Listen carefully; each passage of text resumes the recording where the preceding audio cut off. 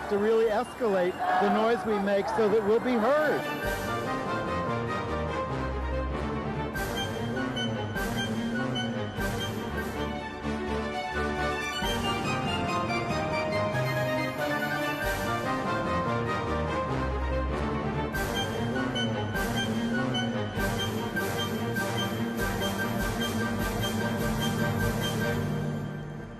Welcome to Gay USA. I'm Andy Hum. I'm Ann Northrup. And in many ways, it was a bad week for the Republic as Houston voters defeated a human rights ordinance with a successful scare campaign against transgender people. I think what we're most worried about is not that this just happened in Houston, but the implications going forward. So we'll discuss that.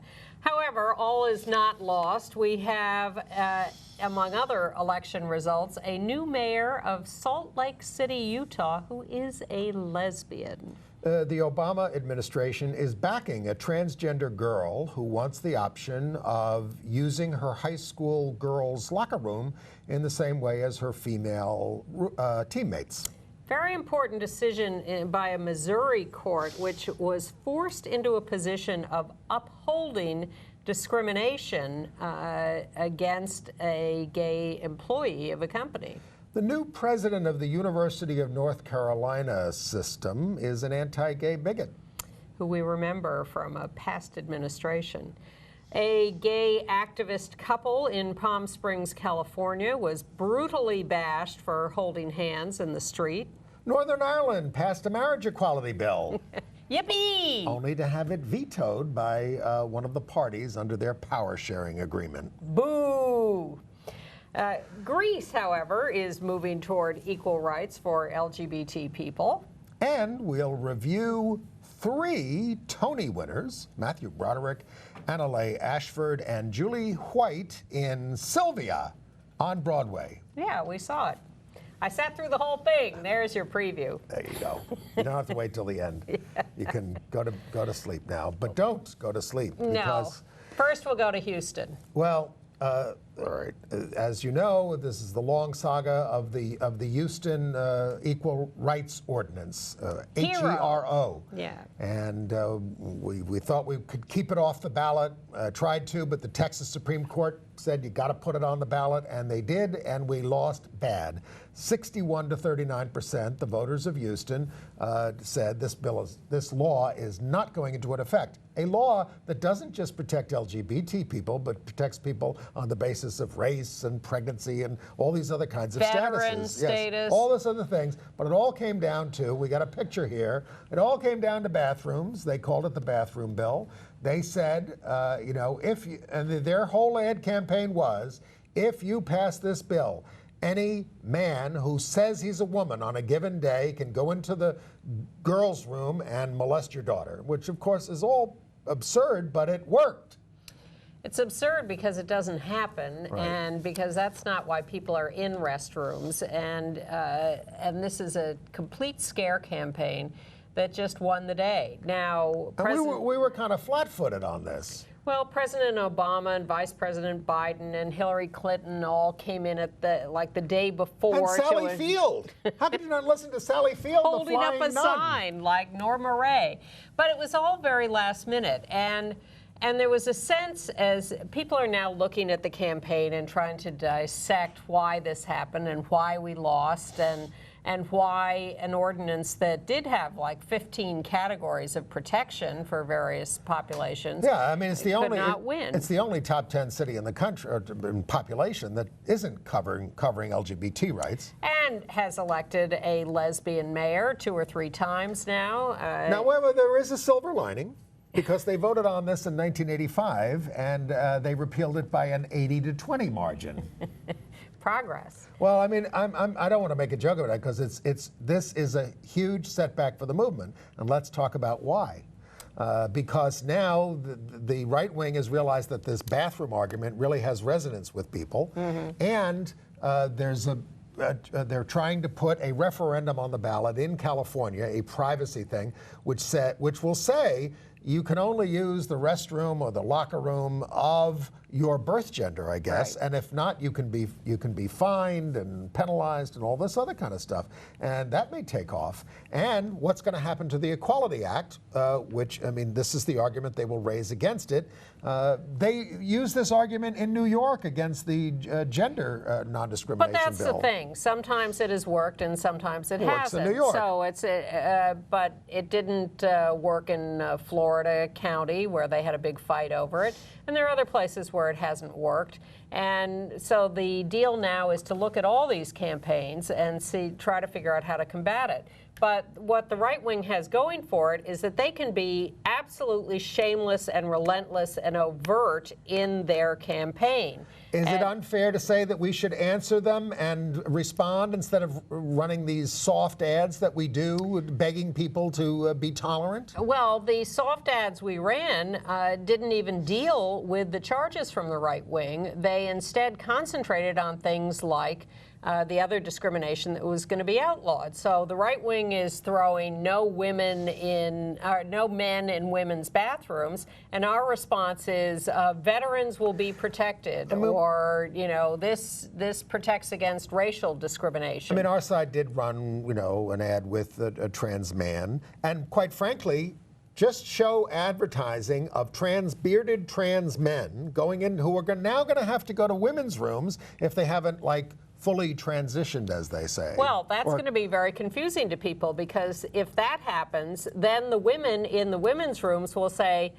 oh my God, I thought we stopped this. What's this man doing in the women's room? Yeah. And then we're going to have to explain, no, That's this is the what law. you voted for, because this is someone who is biologically female, and this is exactly what you wanted. I mean, we're going to get to locker rooms later, but in fact, restrooms were not the problem, because if you appear a certain way, people are generally going to want you to be in the restroom that corresponds with your outer appearance. Exactly. Specifically, in women's restrooms, they're not going to want people who are bearded men coming in to use the women's restroom. We did have an incident in New York City, in Greenwich Village, on Pride Day, a couple of years ago, where a butch lesbian went into the women's room where she belonged, and a patron complained, and the bouncer at the Mexican restaurant right there in Sheridan Square went over and grabbed her and threw her out of the place. She had to sue. And she won. Yes, she did win. But the restroom thing is so clear and so horrible. Now, again, we should always say it is an outrage, and we've said this, it's an outrage that civil rights are ever voted on a popular vote. They do not allow this in Washington, D.C. It's against the law. It should be against the law everywhere. Well, they tried to go that way in Houston. It was a city council vote. But the right wing was so outraged and got so up in arms and so active that they managed to override the city council vote and get it put on the ballot for repeal, and then win that vote. They might try this in other places. And there have been charges. At some point, there was a charge that they had early voting in Houston, and some people were saying, well, there's a big turnout in Republican districts and also in African American districts, and we're going down. But the districts that supported us the most on this vote, that supported it, were the inner city districts, and it was the suburban, more conservative Republican districts that voted against the ordinance. It's a big city. And we're also hearing disturbing reports that our side ran no Spanish media ads in a city which has 44% Latino, and no particular outreach to the African American community, which is another 24% of the city. Unbelievable. And that's just outrageous. Yeah.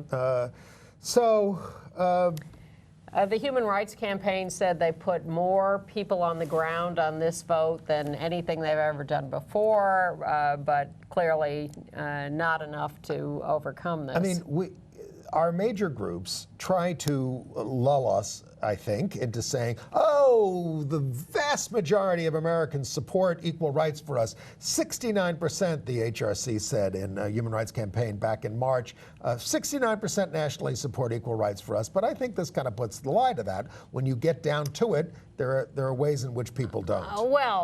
Yes, but it's also something that does tend to break down locally. And with the presidential election, we're going to run into the same thing. You know, you can have national polls about who's up and who's down, but the voting is going to take place locally, and the electoral votes are going to be meted out state by state, or even proportionally within some states. And it's a national vote is not going to make any difference. Right. Now, there was no sort of campaign here like happened in Indiana, where you really got the business. I mean, they did get the business community to weigh in on this and say, we want this passed. They even turned around the guy who was the head of the Houston Texans football team. Yes. But there was not this whole concerted effort of the business community to say, you know, this is going to be a lot of trouble. We're not going to go to Houston. We're going to dump the Super Bowl. I don't see this in the aftermath either. No. I don't see that we're suddenly going to start railing at Houston and trying to take away the Super Bowl. I don't know what the strategy is. Some people have suggested, well, do a bill without public accommodations so we can just cover certain other things like employment. But it's a problem. Of course, the real answer is to pass the Equality Act, the federal non-discrimination law. And the difference with Indiana is that there wasn't a zeroing in on transgender people in bathrooms the way there was in Houston. The right is refining its message of hate and lies. The lying is so shameful and it relentless. Works. Exactly. And they have proven it works, and they've proven that the populace will fall for this, and I think we do have to combat it directly. There is no way around it. Yeah, we may or may not succeed that way, but it's first of all, it's the only way for us to go truthfully, and we can't allow these lies to stand, and we have to really be powerful. A gay reporter was down there and talked to people on the street, and you know, said a typical comment was, anybody with a penis, I don't want them in the ladies' room, and that's where it is. And that just was like, you couldn't get that out of people's heads. It's how they identified this issue. That's how they established it. That's what they did. Even with a lesbian mayor, we couldn't overcome this. Well, it's interesting that they will re-elect a lesbian mayor several times and yet fall for this trans in the bathroom argument. Well, but it shows you also that people make fine distinctions. They're able to sort it out in their own heads for what they care about. Also, although they also defeated a gay city council candidate in Houston, Lane Lewis was running for the city council as an out gay man, and he lost. Well, let's talk about some other election results. I think the big one was Salt Lake City. Very big and very good. We have a picture of Jackie Biskupski. Now, Jackie is an out lesbian. Now, the latest results was she was winning 52-48. Ralph Becker, the incumbent, has not conceded. But so these are unofficial results. But I mean, she was an out gay legislator in Utah, and it's not a big deal in Salt Lake City, which is, as they say, a rainbow oasis in a very well. They've had progressive mayors there for years. Yes. Rocky Anderson for a couple of terms. Becker has been progressive, and now they've elected Jackie. So in the midst of this Mormon stronghold, they keep electing progressive mayors, and now Jackie, an out lesbian, has been elected mayor of Salt Lake City. And don't worry, Mormon, she's still going to let you go to temple.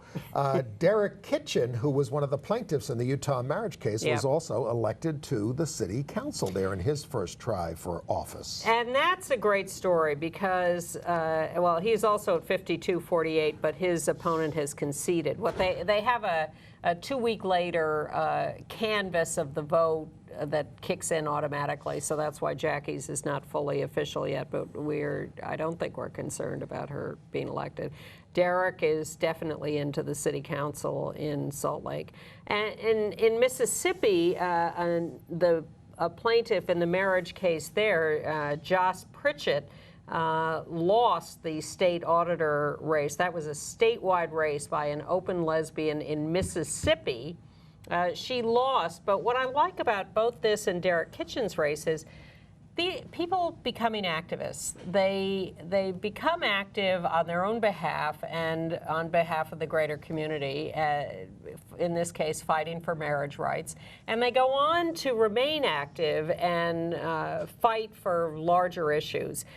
So you have Derek running for city council, you have Joss running for state auditor in Mississippi as an out lesbian. I remember when waves of anti-Vietnam War activists became involved in politics and got themselves elected to Congress and everything else. Yes. It's the thing that draws you into public life. And so the gay movement LGBT movement has drawn a lot of people into public life because they were working on issues, and then they decide to run things themselves. Yes, because they see that the power, to some extent, lies in actually achieving elected office. To the extent, well, and what we think of politicians in elected office is a whole other conversation. As straight white middle-class people withdraw, and we will have more on that later. Yeah. Other election news. In College Park, Maryland, they elected out gay Patrick Woojan as mayor, their first out gay mayor. In Telluride, Colorado, one of the most beautiful places you can go to in this country, they have elected out gay Sean Murphy as mayor of Telluride. He's a former New Yorker who moved out there a few years ago and sounds very progressive and like he beat a more right-wing opponent. Now, Palm Springs, they don't have trouble electing gay people. They've had a gay mayor, and he did not win again. He got in a little trouble. Yes, he did. But they elected out gay Ron Moon. Rob Moon. Okay, and he beat got more votes than Ginny Fote, who was an out lesbian. And Jeff Kors, who's been an activist in California for a long time and worked with Equality California, am I getting that right? Yes. Was elected to the city council in Palm Springs. Bad news from Kentucky, where anti-gay Representative Matt Bevin, Republican rather, Matt Bevin, a big supporter of Kim Davis, won for governor. He replaces Democrat Stephen Beshear, who did not run again, and he will undo Obamacare and drive 400,000 people away from their medical benefits. And shocking. Just depressing. And in Midvale, Utah, a suburb of Salt Lake, there was a trans woman, Sophia Hawes Tingay, running for the city council there. She lost. In Virginia, a couple of small races of interest. You know this Eugene Del Gaudio, public advocate of the U.S.? He is probably one of the most virulent anti-gay bigots in the country. I'd call him a Nazi if that were allowable, but it's allowable. You can't maybe. Well, he's horrible. If you looked up his rhetoric, you would just be astonished. Eugene Del Gaudio. I was astonished to see that he holds public office. He's on the Loudoun County Board of Supervisors, but I am happy to tell you that he has been defeated for re-election. Yeah. Astonishing that this guy held public office. And also in Virginia, you look at our Congress and you say you're astonished by anybody who's in public office? Well, they're a little... I have to give you that. I wanted to say they're a little smoother than Eugene, but there are some really horrible anti-gay bigots in Congress. Anyway, also in Virginia, the Fairfax County School Board, a very anti-gay incumbent there was beaten. So a couple of small victories in Virginia. Right. In Southfield, Michigan, they have had their first mayoral race, and an out gay candidate, Ken Siver, S-I-V-E-R, won. So he is the new mayor of Southfield, Michigan.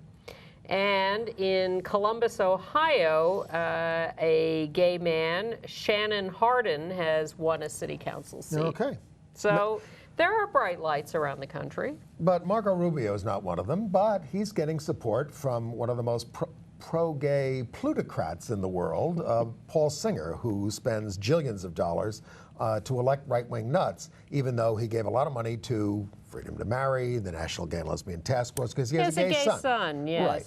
But he's backing Marco Rubio, who is unalterably opposed to our rights. He's opposed. Marco Rubio is opposed to same-sex marriage. He voted no on the Employment Non-Discrimination Act in Congress. He's anti-abortion. He is, you know, he tries to present himself, I think, as a little more moderate than, say, the Ted Cruzes of this world. Not hard on that stage. Yes, and he is amazingly articulate. Marco Rubio gives a very strong speech, but watch out for him, because he really is really right-wing. I think it's incumbent on all the gay groups that take Paul Singer's money to speak out against what he's doing in these cases. Absolutely. And because he's buying up legislatures, state legislatures, and the Congress who are voting against our rights. So we're giving away the store. What, to get a few of his bucks for our campaigns and for your salaries? That's not right. And these guys are so right-wing. We have a picture of Ted Cruz, I think, with Huckabee and Bobby Jindal. They appeared at this week's Iowa National Religious Liberties Conference, which is run by extreme right-wingers. A guy named Kevin Swanson, who pushed for the death penalty for gays in Uganda. Yeah. Did we? No, I don't think we got that picture. Whatever. Okay. Well, you know what they look like, and soon they'll be on, you know, Mount Rushmore. If the country keeps going the way it's going. Well, the mess in the Republican Party continues to be entertaining, but you have only to look at that vote in Houston on the ordinance to be scared about what is going to happen. And if Kentucky can elect Matt Bevin as governor, you know, we're skating on the edge here. Well, and we didn't talk about the Republican debate, did we, from last week?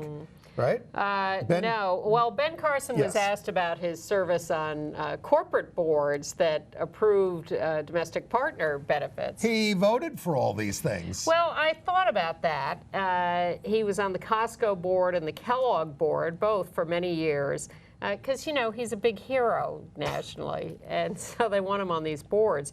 So he supported non-discrimination rules and partner benefits and diversity training.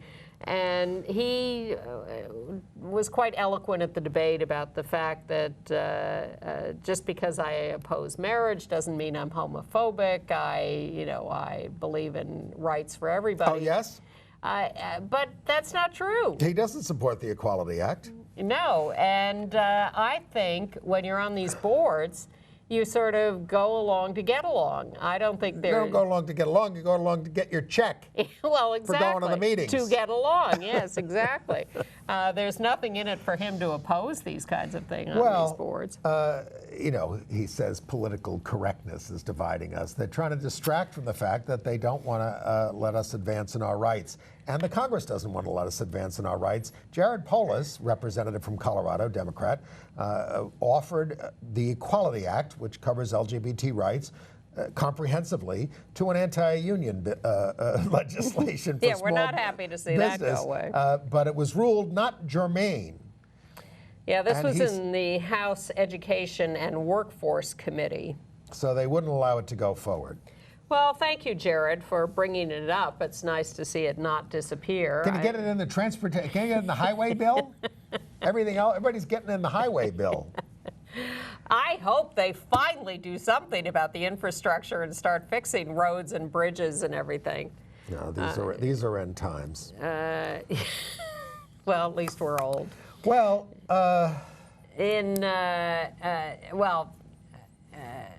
well, let me talk about this Missouri court decision. There's a guy named James Pittman in Missouri who worked for, do you have the company name? Yes. I think it was a paper company or something. Yes, it is. And he was harassed at work. He was called a, can I say? Go ahead. It's Richard Nixon's favorite word. That's how I always described it. Cocksucker at work. And he was asked if he has AIDS. AIDS, yeah. So he was harassed continually and finally fired for being gay. So he went to court in Missouri to protest this. It's the Cook Paper Company. Thank you, the Cook Paper Company. And the judge said, you know, I'm extremely sympathetic with what happened to you, but there is no non-discrimination law in Missouri that protects you on the basis of sexual orientation, and so I have to rule against you. Well, but again, we were trying to make the argument that this is covered under sex discrimination, Yes. which is an increasing legal principle that we are asserting, and it didn't work here. No, they it said did if the not. legislature wanted to do that, they could have done that. They didn't. Exactly. They said sex. They didn't say sex. Now, that may be appealed, and he may try to pursue this argument that it's sex discrimination, but it was quite poignant to see this court have to in their minds, deny his claim. He had on the worked grounds. for the company for 7 years. He started dating a guy, and that's how it came up. Yeah. Now, meanwhile, in Michigan, there is a new effort to put on the ballot in 2016 a state non-discrimination bill covering sexual orientation and gender identity. There is a bill in the legislature to do it, but that's been stalled there for a while, so activists are saying... Well, this referendum is being proposed by something called Fair Michigan, but Equality Michigan says that a ballot initiative is a gamble. But again, what do you do when the legislature refuses to act? In Ohio, a representative there, Nikki Antonio, has introduced the Non-Discrimination Fairness Act in the legislature there. What this looks like is that this new organization, Freedom for All Americans, which is sort of the successor to Freedom to Marry, which is now concentrating on things like the Equality Act and non-discrimination laws around the country, is going state by state to start introducing these things, and maybe city by city, in spite of the Houston experience, and try to get a national movement going at the local, state, and national level to pass non-discrimination laws, because in half the country we don't have them. We don't have And then them. you end up with James Pittman being called names at work and being fired for who he is. I have a footnote on Ben Carson. This week he said he wants Secret Service protection to protect him from you, the secular liberal hordes. And I say to our followers, you leave him alone, because we need him in this race. We need the hordes. He's beating, Can we send the hordes beating Hillary somewhere? in the poll, the latest poll. Oh, I thought it was tied, 49-49 or something. Either way. Statistical dead heat. Yeah. All right. I still think that Ben Carson is Chauncey Gardner from being there. He is an empty vessel who Winning. spouts platitudes. He's winning. And people say, oh, what a genius. They like Chauncey Gardner too. Try to pin him down on what he's actually going to do about anything. And I predict you will not get a straight answer. But so to speak. But the U.S. Supreme Court does not like Andrew Sherville. They have rejected his appeal he's an anti-gay former assistant state attorney general who ran a campaign of harassment against a gay leader at the University of Michigan, Chris Armstrong, who was awarded for this harassment and defamation $3.5 million. Wow. And anyway, the Supreme Court wouldn't take the case. They said it's not a First Amendment case, calling somebody a Nazi, among other things. Look, Kim Davis is going back to the Supreme Court to try to get all her losing cases overturned. Well, she's going to the next step in the federal appeals Whatever, level. She wants all David Bunning's decisions about her overturned. She wants another 15 minutes of fame and any lucrative book contract she can put together. I worry what's going to happen in January when the legislature comes back with this Republican governor.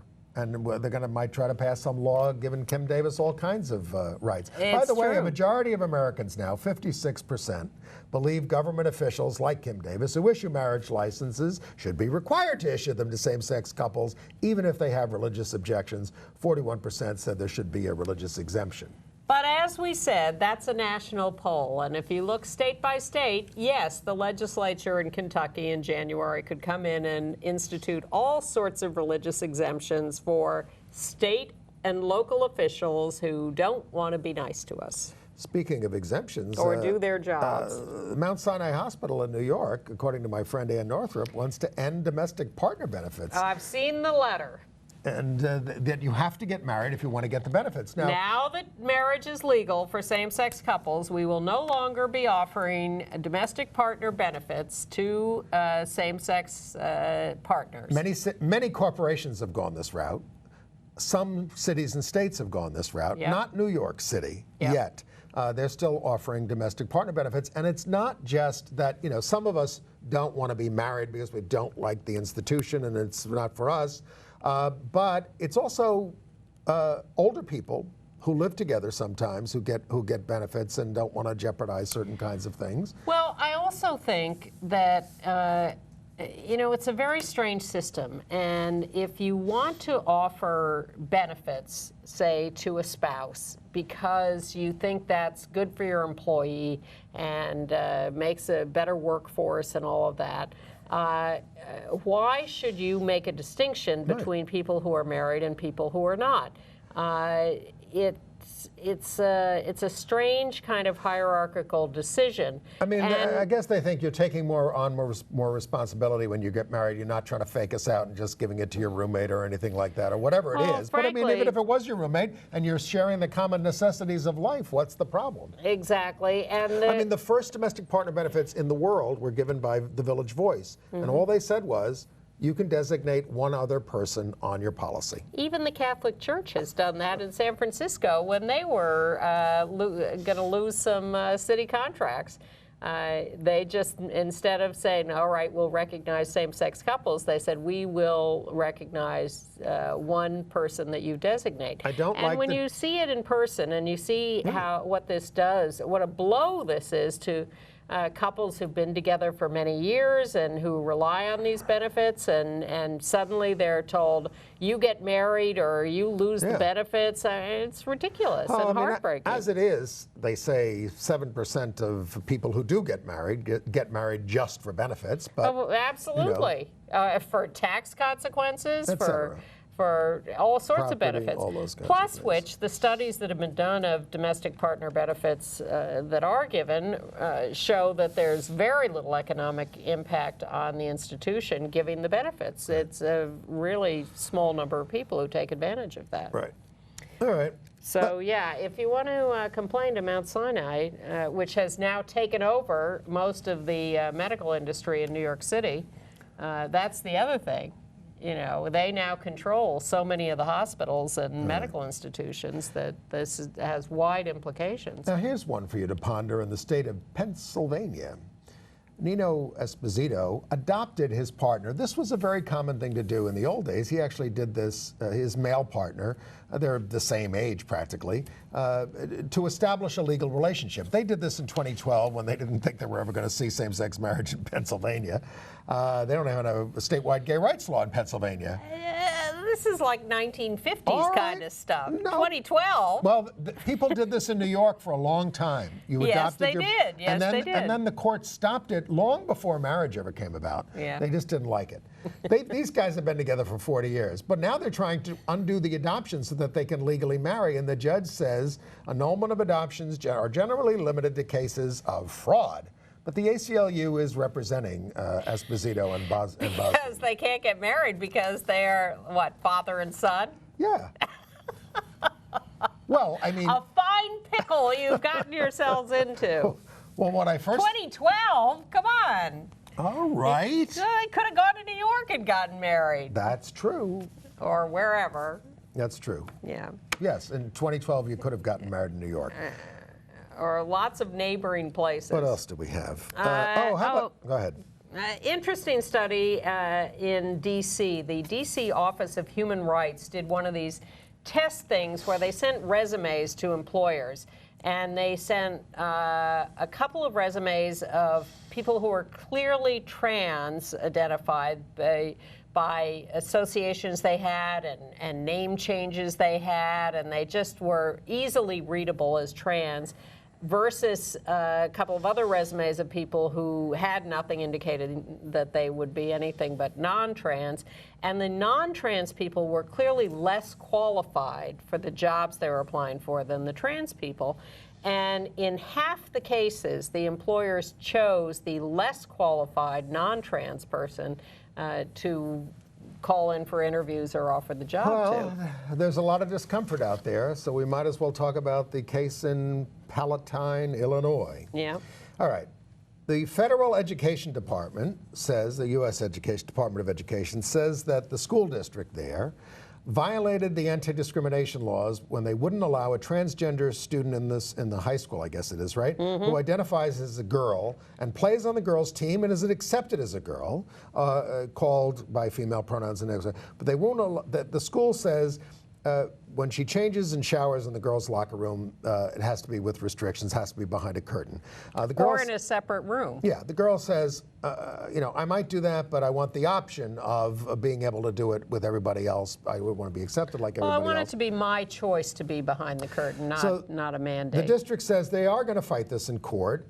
They could lose Title IX funding over this. The school has her use, you know, these private facilities. The feds say that that has to be voluntary, and the ACLU says that she's being denied her dignity. Now, I have to say, reading the comments on the many comments on this story, it was a big story in the New York Times. There are a lot of liberal people who want to draw the line and say, you know, accept my transgender friends, accept, you know, restrooms, we have stalls and all that kind of stuff. But here you're getting into, they're saying, this is something I want to draw the line about, where a girl with a penis is going to be in front of a bunch of naked girls, and that's going to make it very uncomfortable for them. So what do you do? Now, some people say, ask the kids, there's no problem, you know, it wouldn't be a problem. Anybody who wants privacy should have privacy. But this is going to be, I think, an explosive case. And I think presidential candidates are going to get asked about it, and we better come up. And some of the people who were writing comments in the Times who were transgender or pro-transgender were writing reasonable accommodations and how to deal with this and how to talk about this. But I don't think we're there yet in terms of how people understand this, because I don't think most people do understand it. Well, I think there are real issues for girls and women who have been sexually abused about being confronted with naked penises in a locker room. I think that's a real issue. So I think it has to be taken into consideration. Do I think a trans girl should have access to the girls' locker room? Of course. But I think you have to set up a system of privacy for all, or something where everybody's real issues, not you know, this phony nonsense from Houston, is taken into consideration, and everybody's dignity is respected. I mean, the same thing's going to happen the other way when trans men who still have vaginas are going to be in the boys' Well, locker I think room. it's also an issue, and I think there are men with penises who do not want to have men without penises in their locker rooms, but it's not the same kind of power dynamic or threat. It is, in fact, the reverse. So it's not, it may be uncomfortable for them, but it's not the same kind of issue. We may get a lot of mail about this, and believe me, we've done a lot of reading about this and are trying to sort it all out. And but please acknowledge that it is a very difficult issue for the public, and that we have to. Well, we're searching for the right answers, yes. and we'd love to have your input and your thoughts about it, because we do think about this continually and read about it and try to sort it out. And we'd love to have your input about, send your notes to andyhum@aol.com. Okay, we will read it. And he'll share them with me, and we'll talk about this some more. Okay. But meanwhile, battle has been joined over this in Palatine, Illinois, and we'll continue to follow what's going on there. Yes, and in the case of Gavin Grimm, the transgender high school student in Virginia, Gloucester County School District got a boost from the Obama administration in his bid to use the boys' room. Our side is calling it a groundbreaking legal brief. I mean, I don't think there should be too much problem about the restrooms. I mean, no. You know, because they're private stalls. Yeah, exactly. But perhaps we should ask the former Secretary of Education in the Bush administration, Margaret Spellings, or perhaps we should not, because she is an anti-gay I would say bigot, but whatever. Well, I mean, she took a lot of anti-gay stands as Secretary of Education, and when she was confronted about this, she said, "I'm not going to comment on those lifestyles." This is what she says now. Yes. Well, she's been appointed to head the University of North Carolina system. This is really an outrage. But I mean, North Carolina was taken over by right-wing reactionaries, the legislature, and I guess that's how all this happened. Yeah. You know, her big case when she was at the Department of Education was that she demanded that PBS refund the federal money it had been given because they included gay characters in a cartoon show, Buster the Bunny. You may remember that from years ago. Right, but the thing is, she's responsible for implementing all university policies, including creating a welcoming environment in regards to sexual orientation, and I assume gender identity, and she doesn't want to talk about her past anti-gay statements in that regard. People are not feeling very welcomed by her. And we applaud the Smithsonian National Portrait Gallery, which has acquired and is exhibiting its first, I guess, trans pictures. This is the legendary Sylvia Rivera in the middle of that picture with her trans girlfriend Julia Murray on the right-hand side and Christina Hayworth on the left. When is this from? This is from... I'm not sure. Well, many years ago. You can see the sign, Respect Trans. I mean, Julia and Sylvia were together more towards the end of her life. Yeah. But Sylvia was the legendary trans activist, street transvestite action revolutionaries. Yes, indeed. And now they're all on exhibit at the Smithsonian. Let's talk about some disturbing violent stories. We're starting in Palm Springs. And we have a picture of them. Longtime gay activists and spouses, Chris and George Zander, were walking hand in hand Sunday, and a man bumped into them shouting anti-gay slurs, and Chris said, "That's uncalled for," and the man pushed Chris to the ground. The man then returned with a friend and struck Chris on the head with something, knocking him unconscious. George had been pushed to the ground and fractured his hip. He's 71. George has worked on LGBT issues for decades, is now a field organizer for Equality California. It's being investigated as a felony hate crime. But this is a town that is largely gay, has a gay mayor, has a new gay mayor, has a gay city council, several members, I think, and this was not 2 o'clock in the morning. This was in the afternoon, and boom. We had a bunch of anti-gay murders in New York last year. Yeah. And in Honolulu, Hawaii, a lesbian couple on vacation from California, from LA, were in a grocery store. And there they are. And they were, mildly affectionate in the grocery store. And this off-duty cop who's working security in the grocery store starts harassing them, calling them disgusting. You girls don't know how to act. You don't know the difference between a motel and a grocery store. Honest to God.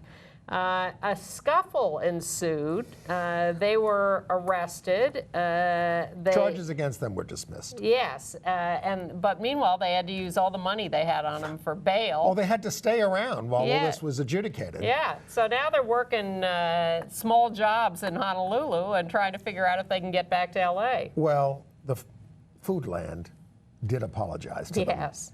In Georgia, a top Republican family values advisor there, Jim Collins, he's a consultant, has been accused of molesting boys in his Vidalia Baptist Church hundreds of times and videotaping them. The church denies it, but they did fire him. They did dissociate himself from the church. Congratulations to retired boxer Yusef Mack. We told you about him a few weeks ago when he was discovered to have made a gay porn film. And so people are going, gay porn. And he said, oh, no, I was drugged. I didn't know anything about it. I don't know. I have no memory. I don't know what happened. Not me. He has now come out as bisexual and apologized for his previous statements. And welcome to the community, Yusef Mack. Okay. One note in marriage news. Last week we were talking about this whole dispute that arose over Hillary Clinton saying that Bill Clinton signed the Defense of Marriage Act because It was better that it was a defense against the constitutional amendment that the right wing was trying to gin up to prevent marriage for the rest of history between same-sex couples. And everybody said, wait a minute, I don't remember anything about a constitutional amendment. I think you're making that up to try to make Bill and you look better. So that precipitated fights all over the country and research. And Chris Geidner, who's a lawyer who writes for BuzzFeed, did a great investigative piece about the history of passing. About 10,000 words long. But well worth reading. Because he investigated the Clinton archives. Yes, he went to the Clinton library and dug out every memo written around that time. I'm often hard on Richard Socarides, who was Bill Clinton's gay advisor, because he did do the talking points with George Stephanopoulos for Bill defending the Defense of Marriage Act. But his early memos were saying, don't do this, it's very bad for the community, here's a way you can not do this, that kind of stuff. No, the people who were arguing for signing it were George Stephanopoulos and Marcia Scott, who was the straight woman who was the LGBT liaison in the White House. That message for us all. And they came up with this whole thing about, Clinton is against same-sex marriage and wants to strengthen American families. It always kills me when they try to put those two things together. But no federal benefits for gay couples. The Department of Justice told Clinton to sign it and said there were no constitutional issues. We're sitting here 20 years ago saying, this law is so unconstitutional, it's ridiculous. I certainly was. And the Department of Justice was telling Congress, we're not even going to bother to show up to testify on it because there are no constitutional issues involved in this at all. And the White House was also saying no federal benefits for gay couples. If only Zoe Baird had been the And Attorney General. Bill Clinton was asked to meet with prominent gay leaders and refused to even have a meeting. And he signed it in the middle of the night. He did. And so don't give us this stuff. So the Geidner piece in BuzzFeed with all this history is well worth reading. Congratulations, Chris Geidner. International news. Okay, big news is Northern Ireland. The Assembly came up with a bare majority for same-sex marriage, but there's a little wrinkle in the law that says if one party doesn't like it, they can submit. They can file a petition of concern. It says that the change doesn't have sufficient cross-community support, and therefore it's not going to go into effect. So minorities can veto the majority, and it's the unionist, the Protestant unionists, heavy with evangelicals, particularly the late Ian Paisley's Free Presbyterian Church. So it's not even the Catholics up there, it's these right-wing Protestants. No, the Catholics supported us. Weird. So they passed it, but then they vetoed it. So legal action is contemplated by the gay couples in order to get their marriage rights in back Northern to Ireland. court. The only place in the UK that you can't get married if you're a same-sex couple. In Israel, the LGBT Association has asked the High Court there for marriage rights, but it turns out only religions can perform marriages. So even if the High Court, supports same-sex marriage, it's the religions who have to decide to perform them. So not much luck there either. In Japan, Tokyo's Shibuya ward is... Shibuya ward is slated to recognize same-sex marriage November 5th. It's not legally binding outside the ward, but and 3 telecommunication companies there are offering family plan discounts to gay couples. The federal government is opposed to marriage equality. Yeah.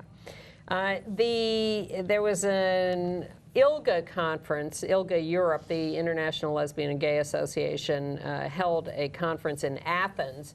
And during that, the Greek political parties committed to supporting LGBTI rights for things like civil partnerships, gender change, et cetera. Anti-discrimination. We'll see if they follow through on that. And for diversity and sex education in the schools and combating homophobic bullying. And in Norway, the Church of Norway bishops support allowing same-sex couples to be married in religious ceremonies in the state Church of Norway. In Taiwan, in Taipei. 78,000 marched in Pride. It's the 13th Pride March, and it's the largest in Asia. Was a picture of it there.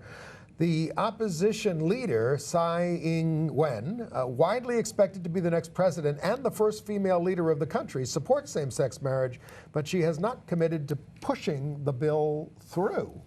And the reason she's expected to win is because the incumbent party is perceived as being too close to mainland China. And in London, they had a demonstration to save the Black Cap Bar. And I'll tell you why I think this is significant. This is in Camden. I used to go there. It's been there since the 1960s. It's sort of a community institution. It was closed 6 months ago in a big real estate deal that fell through. So the community is trying to take it. And they do this about businesses, which we don't do in New York. There are businesses that are real community institutions. And we need to save them somehow, not just subjected to commercial interests. Well, in a related story in Britain, a drunk, violent transgender woman was arrested for being drunk and violent and thrown in with men in a men's jail. And a change.org petition was started and signed by 160,000 people. And finally, she was moved to a women's prison. Well, you've got to give them options for their own safety. They tried to do that in New York and haven't been doing it very successfully on Rikers Island. It's a mess. As is the Vatican. All I'm right. sort of enjoying that. All the Vatican banks reports, yes. All right, AIDS news? Yes. Well, the Netherlands lifted their ban on blood donations entirely from gay men, but adopted the new U.S. standard of no sex for 12 months, which doesn't make scientific sense. And France did the same thing, although they have put in a qualifier that says we're going to try this for a while, and if it goes okay, maybe we'll shorten the period that you have to be celibate, or you can prove monogamy or something. I don't like to do usually stories about studies on AIDS treatment or cures or whatever, because I think they're so pie in the sky and they don't work out. But there's a very interesting study that is beginning to report results. It's a Johnson & Johnson study of some drugs that they provide for HIV treatment. And what they've done is they've studied, people are on daily pill regimens. They've taken the same drug and they put it in an injectable formula and tried using it with injecting people just once a month or once every 2 months instead of a daily pill regimen, on the grounds that it's hard for people to remember to take their pills every day, and you'd get a lot more compliance if people just went in for a shot every month or 2 months. And they have found so far that the efficacy is the same, and this is very promising, and this may help a lot of people stay compliant with treatment without having to take pills every day. And a lot of people with AIDS would appreciate, among others, access to marijuana. And Ohio voted down recreational marijuana, but the reason that they did it was because this was a put-up job by some basically people who were trying to corner the market on it and have a monopoly on it, and people rejected that, and I think that's good. Exactly. Right. Even Willie Nelson was against it. And are we not concerned about how death rates are rising among middle-aged white Americans? We're not concerned? I mean, this is... We don't like death rates rising among anybody. Well, the reason I bring it up in AIDS news is because they said they haven't seen anything like this since AIDS in terms of a market increase. I mean, the rates, the mortality rates for African Americans are still higher. Actually, for Latinos, lower than for whites now. The mortality rate in this middle-aged age group, and they say it's all mostly due to substance abuse, alcohol, liver disease, overdoses of heroin and opioids, and suicide. Well, in fact, some are attributing it to the bad economic situation, and that people are just despairing. We are making an adjustment. All right. Nonetheless, we'll move on to entertainment news. A stage version of Brokeback Mountain is in the works for a London opening next year. And Annie Proulx, the author of the story, Brokeback Mountain, was in the New Yorker, is happy about it. All right. And we went to see Sylvia. This is a revival of a play that originally starred Sarah Jessica Parker. It's a shaggy dog story. She played a dog. Literally. There, Annalee Ashford who was a Tony winner for You Can't Take It With You, there with Matthew Broderick, a Tony winner. He meets her in the park and takes her home to Julie White, his wife, who was not happy about having a dog in their urban apartment. So I thought it was very gently amusing and charming. Yes, as I say, I sat through the whole thing. But the whole attraction for me was Annalee Ashford, who playing really a dog. Is spectacular playing a dog. She really is amazing. Absolutely worth the price of a ticket. I don't think the play is much. It's an A.R. Gurney play, who does a lot of good stuff. But it's a little mild and a little whatever. But Annalee Ashford is just fantastic. And I saw this one-man show called Cuckooed. It's British comedian Mark Thompson. We have a picture of him there. At 59, he's 59th. Now, it's about his intense activism against arms merchants, which is wholly admirable. And the point of his story is that he was betrayed by his best friend for 7 years. This guy, his best friend, was working in the movement and spying for the arms merchants on them. Oh, my God. And I'll tell you, Mark did some very heroic things. And Mark, it's a great story. If you would just try to be a little less funny, I think it would be a better show. I want to alert you in New York to the upcoming Doc NYC Festival. This is 104 documentary features all across the board, a lot of LGBT-themed features. It plays November 12th through 19th. There's one in particular that we're interested in that recovers a lot of archival film and puts it together. Home movies. Yes, home movies, all sorts of stuff. We're looking forward to that. Doc NYC, DOC NYC. Look that up and you'll find a raft of stuff. I saw a great documentary this weekend. What Happened, Ms. Simone, the Nina Simone documentary, which is at the IFC Center and is really, really good. Although I still think the movie of the year was Amy, the Amy Winehouse documentary. Have you seen that yet? I have not yet. I'm looking forward to it. Everybody raves about it. Must see. Everybody raves about it. You can't imagine. And actually, if you're interested in this kind of stuff, Wolf, I keep getting these notices that Wolf Video is now offering on DVD or video on demand 1 million different LGBT movies, documentaries you could check out there. How about those Mets? Daniel Murphy, the anti-gay evangelical Christian who took them to the playoffs. With all of his home runs, and made a lot of errors in the World Series. I guess God was not smiling upon you then. No, well, he must like the Royals. Yes. Congratulations, Kansas City. Yes, congratulations. We can be generous in defeat here in New York. Absolutely. Well, wait till next year. Isn't that the mantra? Wait till next week.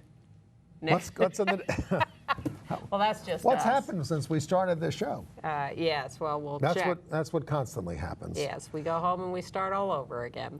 But we do want your comments. We certainly want your input on the trans stories and some good thoughtfulness there. And we need a strategy for dealing with all of these things and whatever you think the best arguments are going to be and how we're going to explain it to people and how we're going to win. So to weigh in or to get on our weekly email list, 1 email a week to preview the show, write to andyhum@aol.com or check out our website at gayusatv.org. Yes, if you go to our website and then you go to where it says contact, you can automatically register on the list there. And we will see you next week. Thank you.